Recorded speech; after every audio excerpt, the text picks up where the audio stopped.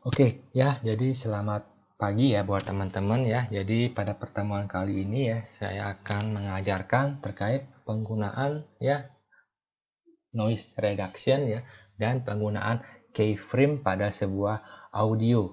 Oke, jadi kita langsung saja ya. Nah, di sini jadi saya asumsikan bahwa file audio sudah saya import ke aplikasi dari Adobe Premiere ya. Lalu saya sudah masukkan ya ke kolom editing ini. Sekarang kita akan mencoba untuk memutarnya ya. Ini adalah salah satu file audio ya. But I always have a reason to stay with you. But I always have a reason to stay with you. Ya, ini adalah satu file ya dari sebuah dubbing ya.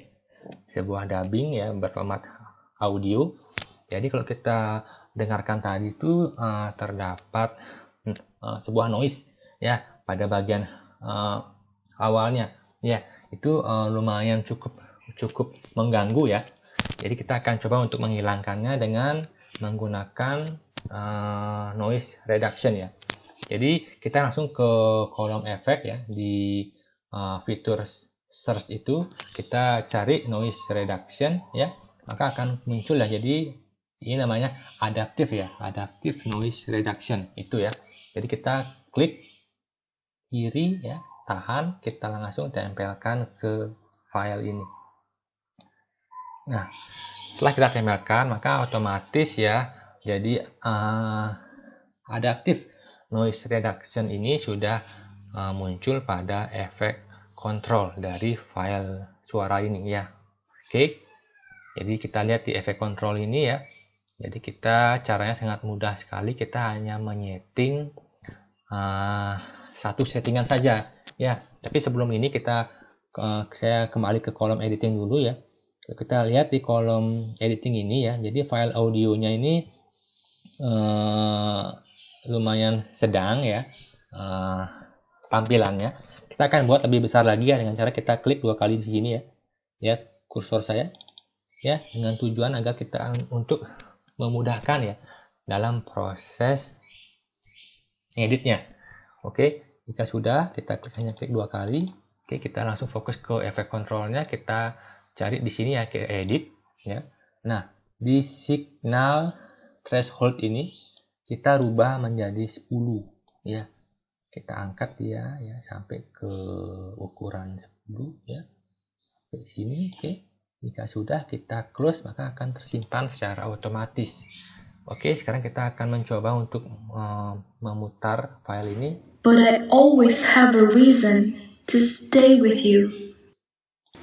But I always have a reason to stay with you. Ya, jadi sudah cukup bagus, namun masih terdapat noise sedikit lagi ya yang terdapat pada file audio ini ya.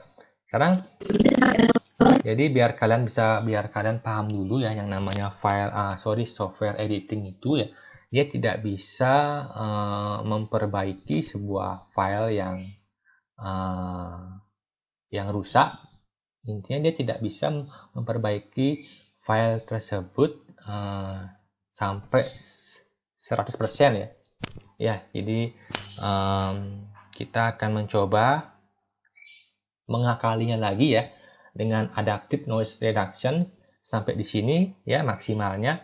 Sekarang kita akan menggunakan penggunaan dari keyframe ya, yang benar-benar menghilangkan sekali dari noise tersebut.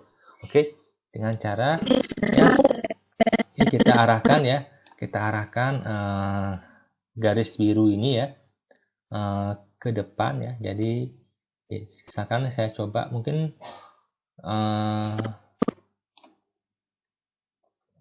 file audio ini akan mulai bicara ya. Misalkan si model yang mengatakan kalimat ini akan mulai bicara pada frame sekian ya.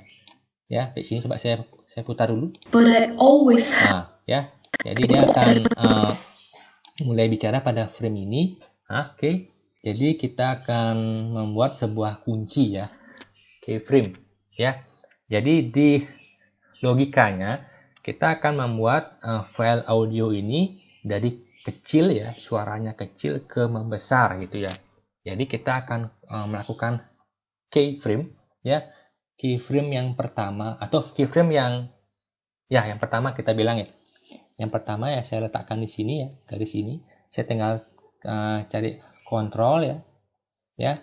Maka kursornya akan ada tanda plusnya, saya klik kiri ya, saya klik kiri, klik ya, maka akan muncul sebuah gambar bulat warna biru ya. Itu untuk keyframe pertama ya. Saya geser lagi ke depan ya untuk membuat keyframe yang kedua, karena saya ingin intinya file audio ini mulainya dari suara kecil ke suara besar itu. Ya, karena suara noise itu masih ada paling depan, jadi saya buat dia kecil, suaranya ke besar ya. Jadi saya geser, oke, geser dikit ya, dikit ke depan, terus saya kunci lagi ya. Karena ini masih kursornya masih belum muncul tanda plus, saya coba rubah scrollnya ya, saya buat besar dulu. Oke, ke sini ya, saya kontrol ya, tekan kontrol ya, muncul icon plusnya, saya klik kiri. Nah, maka akan muncul keyframe kedua. Yang keyframe kedua inilah saya bawa turun ya. Saya klik kiri, saya tahan ya, saya bawa dia turun ke sini. Ya, jadi pas kita putar nanti, maka suara noise-nya yang tadi itu akan hilang dia. Seolah-olah menghilang karena kita menyetingnya file audio ini akan pas kita play dia suaranya akan dari kecil ke membesar. Yuk kita coba, yuk kita contohkan ya, kita play. But I always have a reason to stay with you. But I always have a reason to stay with you. Ya, jadi suara noise-nya sudah menghilang ya, yang tadi itu ada suara sedikit ya. Jadi setelah kita menggabungkan antara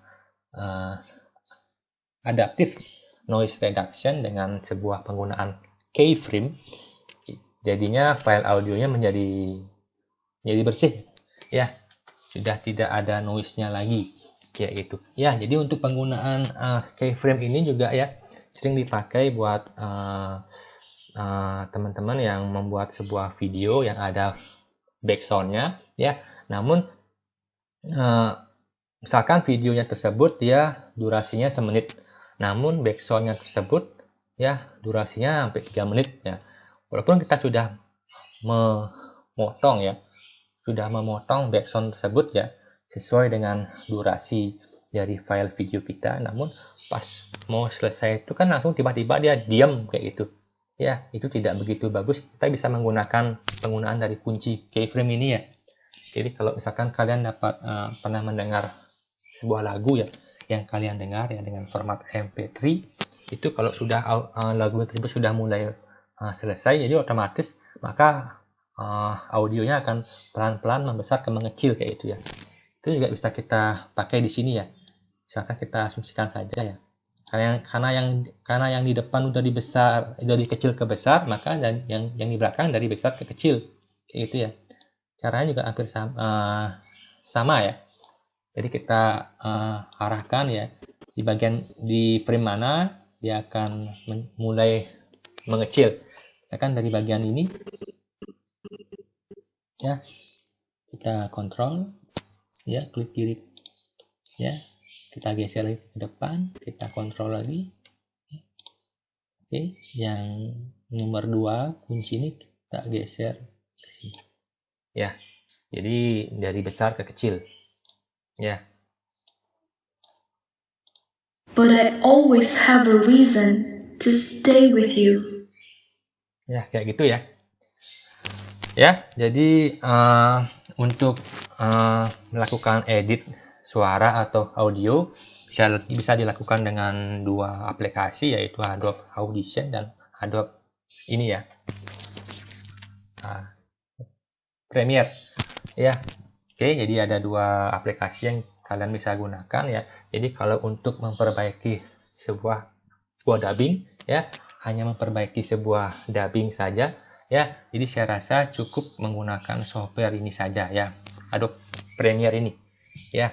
Kalau saya sendiri sih biasanya menggunakan Adobe Audition untuk efek-efek suara yang lumayan sulit ya, misalkan kayak membuat suaranya kayak seperti monster atau robot kayak gitu ya. Jadi itu saja yang ingin saya berikan ya, saya jelaskan ya pada modul kali ini ya.